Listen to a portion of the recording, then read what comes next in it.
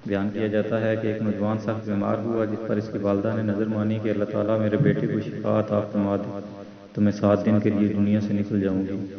چنانچہ شافی مطلق نے مریض کو شفا عطا فرما دی، مگر وہ عورت اپنی نظر پوری نہ کر سکی۔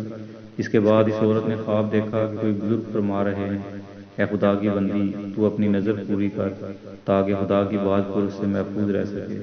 صبح ہوئی تو اس عورت نے اپنے لڑکے کو بلا کر تمام واقعہ بیان کیا اور اسے کہا کہ قبرستان میں میرے لیے قبر کھود کر مجھے اس میں دفن کر دے۔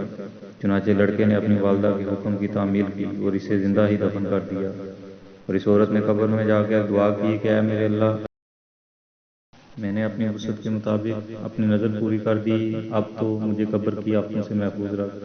اتنے میں کیا دیکھتی ہوں کہ اس کے سر کی جانب ایک روشن دان ہے۔ عورت نے اس روشن دان میں جھانکا تو ایک باغ نظر آیا جس میں 2 عورتیں موجود تھیں، جنہوں نے اس عورت کو آواز دی کہ بی بی ہمارے پاس چلی آ۔ خدا کی قدرت سے وہ روشن دان کشادہ ہو گیا اور جس سے نکل کر وہ عورت باغیچے میں دونوں عورتوں کے پاس جا پہنچی، اور وہاں پہنچ کر اس نے دیکھا کہ باغ میں ایک پاکیزہ حوض ہے جس پر وہ دونوں عورتیں بیٹھی ہیں۔ اس عورت نے ان دونوں کے پاس پہنچ کر ان دونوں کو سلام کیا، لیکن ان میں سے کسی نے اس کے سلام کا جواب نہیں دیا۔ اس عورت نے ان سے پوچھا کہ تم تو ابھی بات چیت کر رہی تھی، آخر میرے سلام کے جواب سے کیا معنی پیش آیا؟ اس کو ان دونوں عورتوں نے جواب دیا کہ سلام تو اطاعت و بندگی ہے اور ہم یہاں اس سے روک دیے گئے۔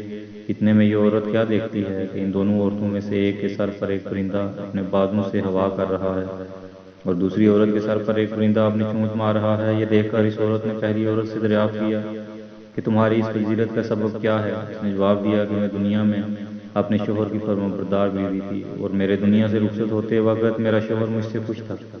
بس اسی اطاعت گزاری کے صلے میں اللہ تعالیٰ نے مجھے اپنی اس نعمت سے نوازا ہے۔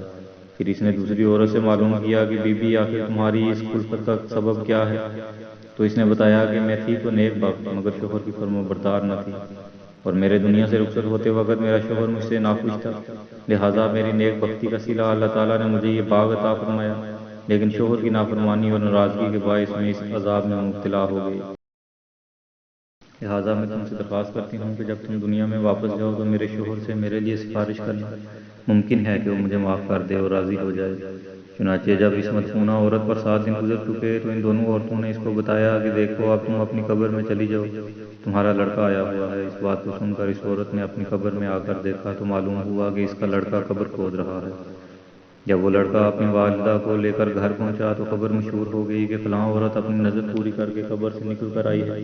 اس خبر کو سن کر جوک در جوک لوگ اس کی ملاقات کو آنے لگے، جن میں اس عورت کا شوہر بھی تھا، جس نے اس عورت سے اپنی سفارش کی درخواست کی تھی۔